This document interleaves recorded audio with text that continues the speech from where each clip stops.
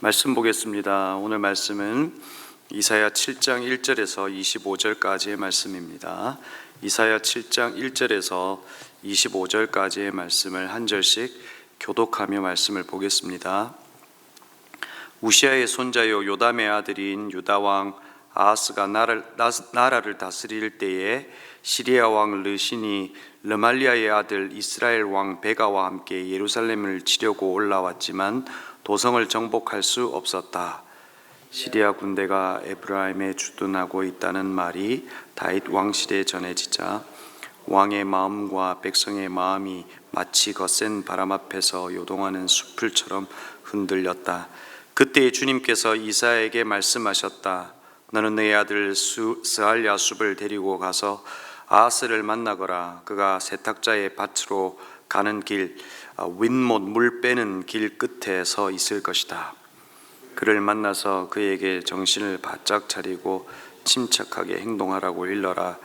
시리아의 르신과 르말리아의 아들에게 크게 분노한다 하여도 타다가만 두 부죽갱이에서 나오는 연기에 지나지 않으니 두려워하거나 겁내지 말라고 일러라. 시리아의 군대가 아하스에게 맞서 에브라임 백성과 그들의 왕 르말리아의 아들과 함께 악한 계략을 꾸미면서 올라가 유다를 쳐서 급을 주고 우리들에게 유리하도록 유다를 흩어지게 하며 그곳에다가 다브엘의 아들을 왕으로 세워 놓자고 한다. 주 하나님께서 말씀하신다. 이 계략은 성공하지 못한다. 절대로 그렇게 되지 못한다. 시리아의 머리는 다마스쿠스이며 다마스쿠스의 머리는 시내이기 때문이다. 에브라임은 65년 만에 망하고 뿔뿔이 흩어져서 다시는 한 민족이 되지 못할 것이다. 에브라임의 머리는 사마리아이고 사마리아의 머리는 고자케아 르말리아의 아들이다. 너희가 믿음 안에서 굳게 서지 못한다면 너희는 절대로 굳게 서지 못한다. 주님께서 아하스에게 다시 말씀하셨다. 너는 주 너희 하나님에게 징조를 보여달라고 부탁하여라. 저 깊은 곳 서울에 있는 것이든 저 위에 높은 곳에 있는 것이든 무엇이든지 보여달라고 하여라. 아하스가 대답하였다. 아닙니다. 저는 징조를 구하지도 않고 주님을 시험하지도 않겠습니다. 그때 이사야가 말하였다. 다윗 왕실은 들으십시오. 다윗 왕실은 백성의 인내를 시험한 것으로만으로도 부족하여 이제 하나님의 인내까지 시험해야 하겠습니까? 그러므로 주님께서 친히 다윗 왕실에 한 징조를 주실 것입니다. 보십시오. 처녀가 잉태하여 아들을 낳을 것이며 그가 그의 이름을 임마누엘이라 할 것입니다. 그 아이가 잘못된 것을 거절하고 옳은 것을 선택할 나이가 될 때에 그 아이는 버터와 꿀을 먹을 것이다. 그러나 그 아이가 잘못된 것을 거절하고 옳은 것을 선택할 나이가 되기 전에 임금님께서 미워하시는 저 두 왕이 땅의 황무지가 될 것이다. 에브라임과 유다가 갈라진 때로부터 이제까지 이 백성이 겪어본 적이 없는 재난을 주님께서는 임금과 임금님의 백성과 임금님의 아버지 집안에 내리실 것입니다. 주님께서 아시리아의 왕들을 끌어들이실 것입니다. 그날에 주님께서 휘파람을 불어 이집트 나일강 끝에 있는 파리떼를 부르시며 아시리아 땅에 있는 벌떼를 부르실 것입니다. 그러면 그것을 모두 몰려와서 거친 골짜기와 바위 틈 모든 가시덤불과 모든 풀밭에 내려앉을 것입니다. 그날에 주님께서 유프라테스 강 건너편에서 빌려온 면도칼 곧 아시리아 왕을 시켜서 당신의 머리털을 발털을 미실 것이다. 또 수염도 밀어버리실 것입니다. 그날에 비록 한 농부가 어린 암소 한 마리와 양 두 마리밖에 기르지 못한다 해도 그것들이 내는 젖이 넉넉하여 버터를 만들어 먹을 수 있을 것입니다. 그 땅에 남아있는 사람들이 모두 버터와 꿀을 먹을 수 있을 것입니다. 그날에는 천냥값이 되는 1000그루의 포도나무가 있는 곳마다 찔레나무와 가시나무로 덮일 것입니다. 온 땅에 찔레나무와 가시나무가 덮임으로 사람들은 화살과 활을 가지고 그리로 사냥할 것입니다. 함께 읽겠습니다. 괭이로 일구던 모든 산에도 찔레나무와 가시나무가 덮이므로 당신은 두려워서 그리도 가지도 못할 것이며 다만 소나 노아 기르며 양이나 밟고 다니는 곳이 되고 말 것입니다. 아멘. 오늘 우리는 말씀으로 들어가기 전 위기 앞에선 우리의 본능적인 태도를 한번 점검해 보아야 합니다. 우리는 위기가 찾아왔을 때 우리는 어떤 순서, 이걸 알고리즘이라고 표현하는데 어떤 알고리즘을 따라서 이 위기를 극복하고 있는가 하는 것을 한번 살펴볼 필요가 있다는 겁니다. 어떤 이들은 그 위기를 가져온 원인을 먼저 찾습니다. 나로부터 온 것임을 아는 이들은 자신을 돌아보기도 하고 때로는 그것이 죄라면 회개하기도 합니다. 어떤 이들은 그 위기를 남 탓으로 돌리기도 하고 그 위기에서 남 탓으로 돌리며 그 위기를 자신의 책임에서 벗어나려고 하기도 하고 또 그 다음으로 그 위기 앞에서 다양한 행동을 취하게 되죠. 그 위기를 벗어나게 해줄 더 큰 힘을 가진 존재를 찾기도 하고 자신이 그 위기를 스스로 극복해 보려고 하는 노력을 하기도 합니다. 아니면 그 위기 앞에서 그냥 포기해 버리는 경우도 있을 겁니다. 그러니까 우리에게는 그 위기 앞에서 어떤 행동을 취하고 있는가, 그 내 삶의 어떤 패턴을 한번 살펴보면 좋겠다는 겁니다. 오늘 위기를 만나는 한 왕을 만납니다. 바로 아하스라고 하는 왕입니다.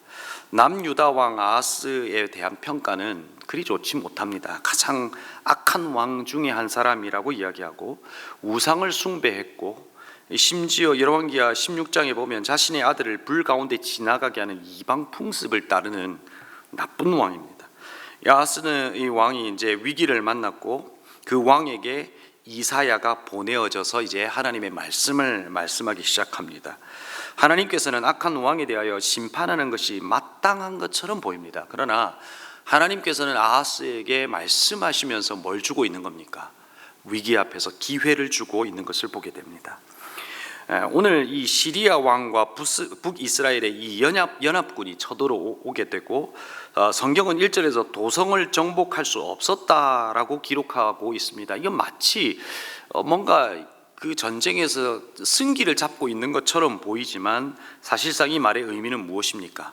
도성이라고 하는 예루살렘을 제외한 모든 곳은 뭐 했다는 겁니까? 점령을 당했다 하는 것입니다. 여러분, 이 전쟁으로 12만 명이 사망하고 20만 명이 포로로 끌려가는 사실들이 벌어지게 됩니다. 바로 그때 아하스는 어떤 마음을 가졌을까? 성경은 상세하게 기록하죠. 왕의 마음과 백성의 마음이 마치 거센 바람 앞에서 요동하는 숲을처럼 흔들렸다. 여러분, 위기를 만나는 대부분의 사람들의 감정은 동일할 겁니다. 이것은 위기 앞에서 모두가 경험하는 감정입니다. 두려워하고 마음이 흔들리죠. 하지만 중요한 건 뭡니까? 바로 그 다음입니다. 두려울 수 있고 흔들릴 수 있다는 겁니다. 위기 앞에서 다 그럴 수 있다는 겁니다. 그러나 그 다음이 중요하다는 겁니다. 그래서 성경은 3절에서 그때라고 시작합니다.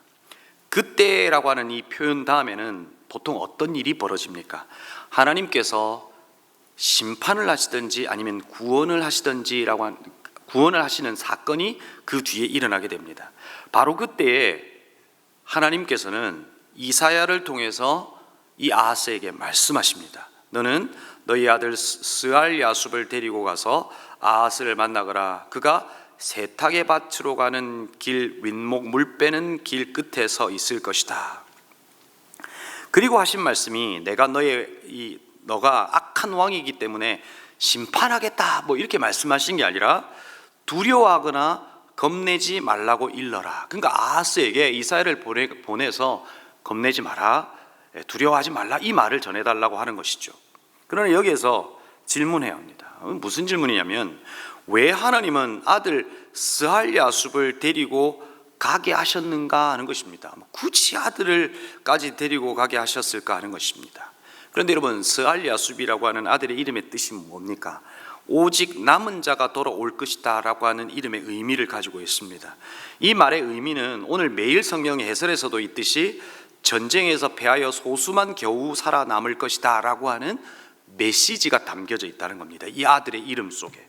만약에 아들을 이사야가 아하스에게 아들의 이름을 소개했다면 그 이름의 뜻을 아는 아하스는 어떤 마음이었을까요? 당혹했을 겁니다.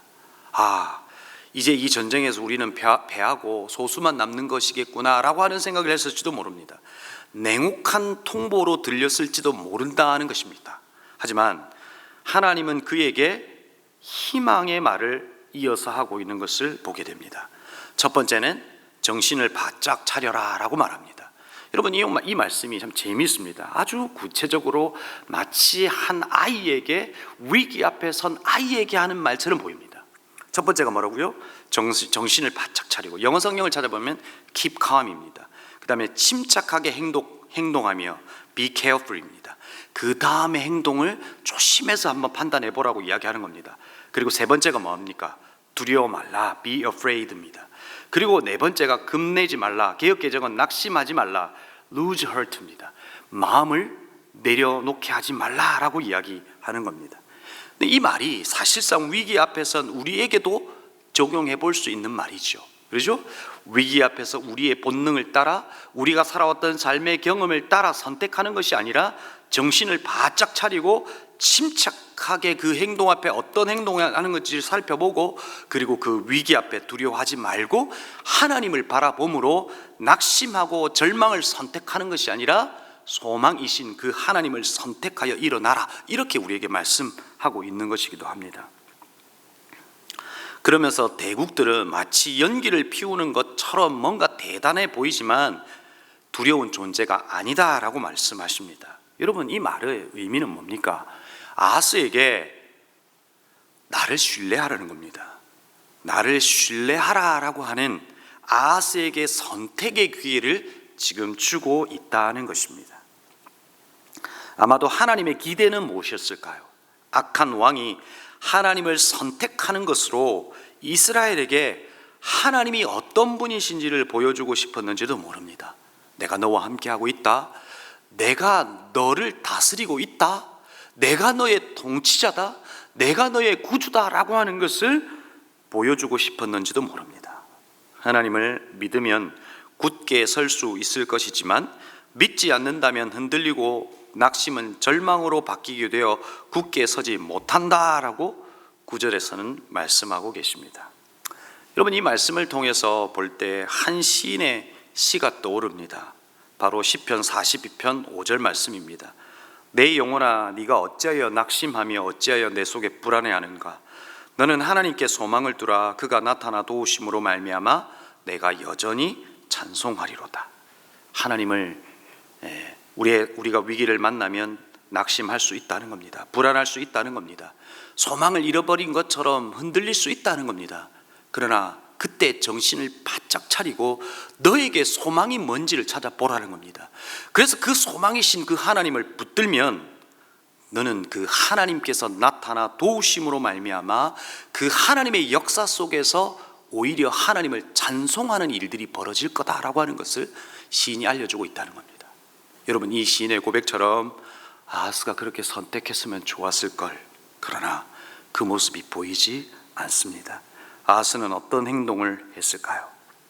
사실 아하스는 어떤 행동을 하지 않습니다. 하나님을 신뢰하거나 하나님을 믿습니다라고 하는 어떤 고백을 하는 것을 볼 수가 없다는 겁니다. 그러나 아하스에게 하나님은 한 번 더 기회를 주시는 것을 보게 됩니다. 하나님에게 어떤 부탁을 해야 할지를 마치 아이에게 이야기하듯 상세하게 알려줍니다. 주님께서 아하스에게 다시 말씀하셨다. 너는 주 너의 하나님께 징조를 보여달라고 부탁하여라. 저 깊은 곳 오래 있는 것이든 저 위에 높은 곳에 있는 것이든 무엇이든지 보여달라고 하여라. 여러분, 무슨 말입니까? 여러분, 우리는 보이지 않으면 믿지 않습니다. 보여야 믿습니다. 그렇지 않습니까? 하나님은 살아계신다, 내가 사랑한다. 그러나 보이지 않았기에 우리는 믿지 않았습니다. 그래서 하나님은 보이는 말씀이신 예수 그리스도를 이 땅 가운데 보내시면서 그를 십자가에 못 박혀 죽으시게 하시면서까지 그분이 우리를 사랑하신다라고 하는 것을 보여주신 것입니다. 그렇죠? 본 이들을 통하여 전해진 그 말씀을 우리가 믿음으로 우리는 구원을 받은 것이죠. 동일하게 이 아하스에게도 보이지 않는 하나님을 믿지 못한다면 징조를 나에게 구하여 그 징조를 내가 너에게 보여주는 것으로 내가 너를 믿게 하겠다라고까지 말씀하시는 거예요. 그런데 여러분, 아하스의 반응이 무엇입니까? 12절에 나타나죠. 아하스가 대답하였다. 아닙니다. 저는 징조를 구하지도 않고 주님을 시험하지도 않을 것입니다. 여러분, 이 아하스의 대답은 율법의 기준으로 보면 정답인 것처럼 보입니다. 민수기 14장 22절, 신명기 6장 16절에서 하나님을 시험하는 것을 금지하고 있기 때문에 율법의 기준 속에서는 아하스는 정답을 말하고 있는 것처럼 보입니다. 그러나 우리는 알죠. 아하스가 율법을 지키는 것 혹은 겸손한 것처럼 보이지만 사실은 이건 겸손한 행동이 아니라 불신앙의 표현이라고 하는 것을 알게 됩니다. 아하스는 하나님을 신뢰하지 않습니다. 믿지 않는다는 것입니다. 이어서 이사야는 하나님의 인내까지 시험해야 하겠습니까? 라고 말합니다. 어디까지 하나님께서 너에게 그렇게 말씀하시면서 너에게 기회를 주는 것까지 하나님은 인내하셔야 되냐라고 이야기하고 있다는 것이죠. 그리고 아하스의 입장에서 이해하기 좀 힘든 말씀을 하십니다. 우리는 이 말씀이 어떤 말씀인지를 압니다. 마태복음 1장 23절에서 이 말씀을 인용하면서 예수 그리스도를 통해서 성취된다라고 이야기합니다. 어떤 말씀입니까? 14절 말씀이죠. 그러므로 주님께서 친히 다윗 왕실에 한 징조를 주실 것이다. 보십시오, 처녀가 잉태하여 아들을 낳을 것이며 그가 그의 이름을 임마누엘이라 할 것이다. 예수의 오심에 대한 이야기를 예언하고 있다는 거죠. 그런데 여러분, 아하스의 입장에서는 이 이야기가 정말 좀 이해하기 힘든 부분일 수 있다는 겁니다. 그렇기 때문에 이 말씀에 논쟁이 있기도 합니다. 아하스가 볼 수 없는 징조, 너무 먼 훗날의 징조이기 때문에 그렇습니다.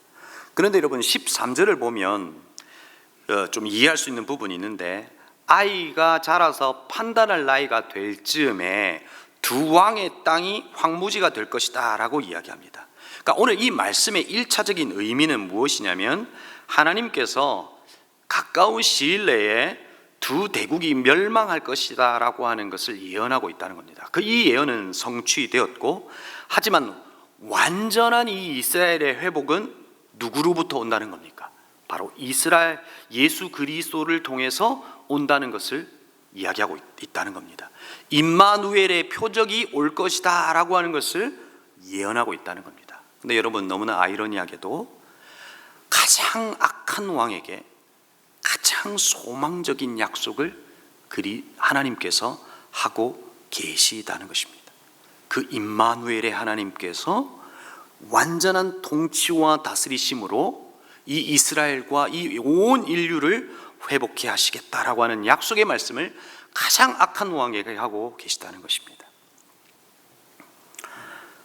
자, 이제 다시 아하스의 입장으로 한번 돌아가 볼까요? 여러분, 이제 아하스는 뭘 하면 되는 겁니까? 하나님 붙들면 되는 겁니다. 그러나 우리는 이 결론을 압니다. 아하스는 아수르를 붙듭니다. 그리고 그 위기를 넘기게 됩니다. 하지만 그 위기는 더 큰 위기를 가져옵니다. 아수르의 영향력 아래 놓이게 되고 경제적으로 큰 부담을 가지게 되고, 그리고 우상 숭배는 더 편만해지게 됩니다. 결국 나라는 약해지고 망하는 직전까지 오게 되는 거죠. 눈앞에 보이는 문제는 해결했지만 더 큰 문제를 불러오는 것을 보게 됩니다. 여러분, 오늘 우리는 그냥 아주 오래된 왕의 이야기로 들어서는 안 됩니다. 이 말씀을 통해서 우리는 우리의 이야기로 적용해야 합니다. 우리도 위기를 해결할 수 있는 다양한 방식이 있을 수 있다는 겁니다. 그래서 다른 사람들이 볼 때는 아주 탁월한 방식이라고 이야기할 수 있는 어떤 것이 있을 수 있다는 겁니다. 내 스스로 그것을 극복하는 것으로 와, 대단하다라고 하는 사람들의 칭송을 받을 수 있는, 여러분 스스로에게도 있는 힘이 있을 수 있다는 겁니다. 그러나 그렇게 해서 극복한 위기는 오히려 더 큰 위기가 찾아올 수 있다는 겁니다. 위기 앞에서, 불가항력적 상황 속에서 그것을 넘게 하실 수 있는 하나님을 신뢰하고 그 하나님을 붙들 때 완전한 위기에서 벗어나고, 그 임마누엘의 하나님의 징표가 우리에게 있고, 우리는 그 징표를 통해서 그 하나님의 나타나심을 통해서 하나님을 찬송하게 될 것이다 라고 하는 것입니다. 오늘 우리는 이 말씀을 통해서 뭘 기억해야 합니까? 7장 9절의 말씀을 기억해야 합니다. 너희가 믿음 안에서 굳게 서지 못한다면 너희는 절대로 굳게 서지 못한다 라고 하는 말씀입니다. 오늘 성경은 위기 속에 무엇을 의지해야 할 것인가를 묻는 모든 하나님의 백성들에게 주시는 말씀이라는 겁니다. 절망 가운데 소망이신 예수 그리스도를 붙들면 우리와 함께 하시는 임마누엘의 징표가 있을 것이다 라고 말합니다. 그런데 여러분, 오늘 이 말씀에 오해가 없기를 바랍니다. 내 선택이 하나님이 함께 하심을 결정한다는 것은 아니라는 겁니다. 하나님은 세상 끝날까지 우리와 함께 하십니다. 위기 속에서도, 우리가 형통함 속에서도, 어떠한 상황 속에서도, 심지어 죄를 짓고 있는 상황 속에서도 하나님은 끝까지 우리를 붙들고 계시고 하나님은 우리를 함께하고 계신다는 겁니다. 그러나 우리의 믿음이 작동하여 하나님을 선택할 때 함께 하시는 그 하나님을 발견하게 될 것이라는 겁니다. 그럴 때 우리는 여전히 우리와 함께 하시는 임마누엘의 하나님을 찬송하게 될 것이다 라는 것입니다.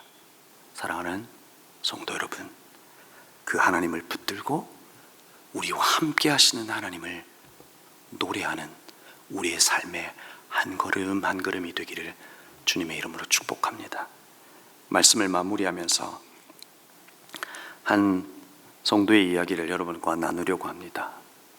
오늘 사실 원고에는 적진 않았는데 오늘 기도하면서 이야기를 좀 나눠야겠다는 생각을 했어요. 어제 제가 타지키스탄 갔다 왔습니다. 시차 적응이 안 돼서 오늘 밤을 꼴딱 새고 왔는데 정신은 말짱합니다. 그런데 그때 그곳에서 들었던 한 자매의 이야기예요.